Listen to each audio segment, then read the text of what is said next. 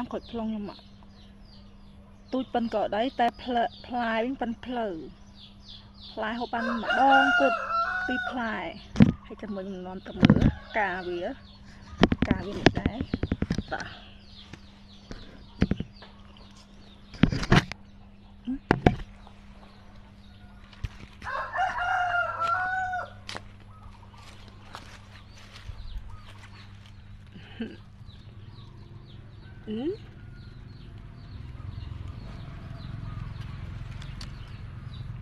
ស្អាតណាស់មេឃទូចតែផ្កាឡើងច្រើននេះបើសិនជាផ្លែកាន់អស់បាក់ហ្មងផ្កាឡើងញប់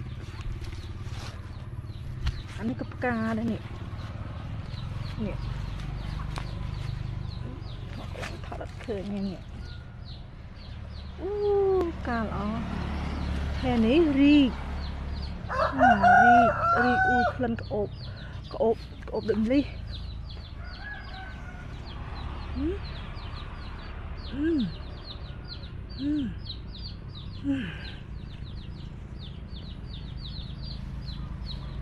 ការខូចផ្លុងខ្ញុំមិនដែលដឹងថាក្លិនក្អូបដូចផ្កាម្លិះចឹង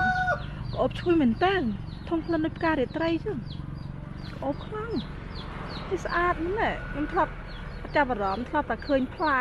វាផ្កាផ្លែហ្មងដងនេះដល់ពេលមកថតដងនេះលេងស្រាប់វារីក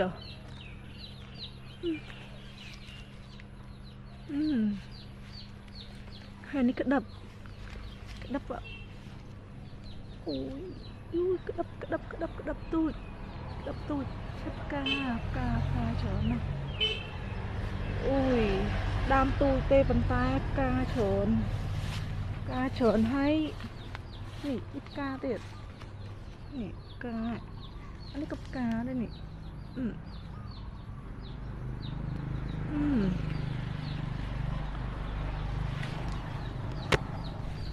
ដើមទូចមែនតើហើយនេះដើមបឺខ្ញុំណាដឹងថ្ងៃណាផ្លែលោកអើយដឹងថ្ងៃណាផ្លែណោះមើលបណ្ណានៃ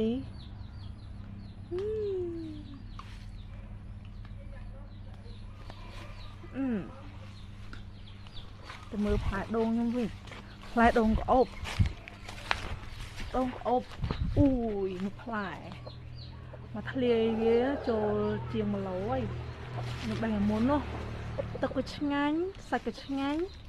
ដូងក្អូបហូប2 ផ្លែ 3 ផ្លែមិនឆ្អែតប៉ុន្តែឆ្ងាញ់ណាសាច់ក៏ឆ្ងាញ់ទឹកក៏ឆ្ងាញ់ហ្នឹងលោកអើយហើយដើមទូចឲ្យផ្លែដល់ក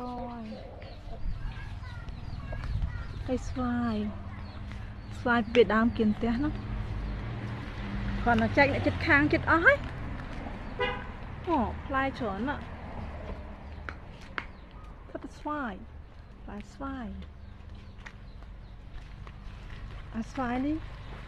ដើមនេះថ្ងៃមុនហូបស្វាយក្រោមដើមស្វាយហ្នឹងក៏ចិត្តងាប់ដែរតែផ្លែដល់ចិត្តងាប់ទៅខំ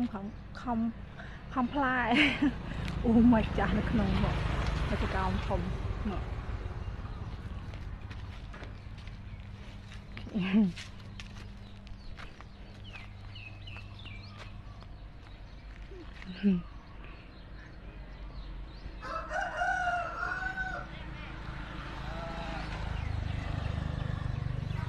យនឹងអត់មានអីថតបញ្ជូនមានដើមស្វាយឲ្យគៀនផ្ទះវីដេអូខ្ញុំផុសទៅហ្មង Facebook ចាប់រហូតអស់ទឹកចិត្តហើយនេះប៉ិនអត់បោះបង់ទេធ្វើទៀតធ្វើតែ Facebook លេងចាប់អានេះដើមក្រូចក្រហមខ្ញុំដែរខ្ញុំបដោះខ្លួនឯង3 4 ឆ្នាំហើយប៉ុណ្ណឹង